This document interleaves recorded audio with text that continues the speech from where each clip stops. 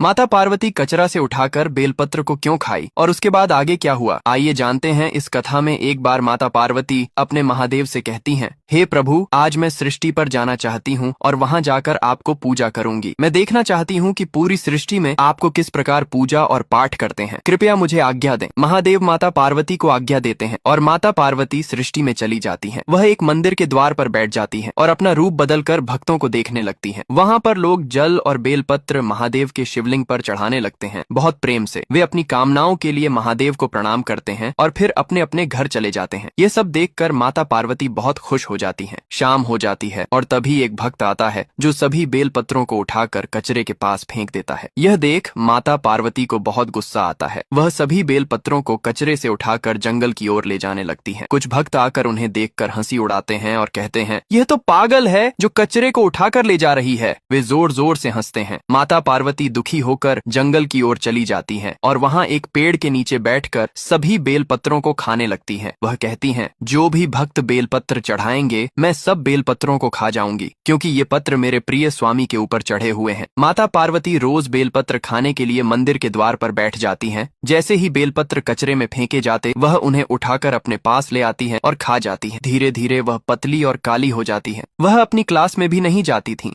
और बेलपत्रों के लिए ही ध्यान केंद्रित करती रहती थी। कई दिन बीतने के बाद माता पार्वती ने एक शिवलिंग मिट्टी से बनाया और उसके पास सो गईं। महादेव कई वर्षों बाद माता पार्वती को ढूंढते हुए वहां पहुंचे। उन्होंने देखा कि माता पार्वती बहुत पतली और काली हो चुकी हैं और उसी मिट्टी के शिवलिंग के पास सोई हुई हैं। महादेव माता पार्वती का चेहरा देखना चाहते थे तो उन्होंने कहा, हे देवी, तुम कौन हो जो इतनी काली और पतली हो? इतनी घिनौनी शक्ल तुम्हारी कैसे हो सकती है और तुमसे कौन विवाह करेगा? माता पार्वती घूंघट से ही बोली, मुझे ऐसी बात मत करो और मेरी सूरत को देखकर हंसी मत उड़ाओ। तुम्हारी सूरत भी तो कोई खास नहीं है। महादेव ने कहा, मेरी सूरत कर्पूर गौरम करुणावतारम है, संसार सारम भुजगेंद्र हारम है, सदा वसंतम है। तुम मेरे सामने कुछ भी नहीं हो। माता पार्वती दुखी होकर जंगल की ओर जाने लगी। महादेव ने उनका हाथ पकड़ लिया और अपनी गंगा जटाओं से उन्हें स्नान कराया। इससे माता पार्वती का चेहरा सुंदर और आकर्षक हो गया। माता पार्वती खुशी से महादेव के गले लग गईं। महादेव बोले, हे देवी, हम तो तुम्हारे प्रेम में हार गए हैं। तुमसे बढ़कर इस सृष्टि में कोई भक्त नहीं है। तुमने मुझे अपने प्रेम में हरा दिया है। अब मैं और भी शक्तिशाली हो गया हूँ और मेरा प्रेम अमर हो गया है। इसके बाद महादेव नंदी बाबा पर सवार होकर माता पार्वती को लेकर चल पड़े। तभी महादेव बोलते हैं,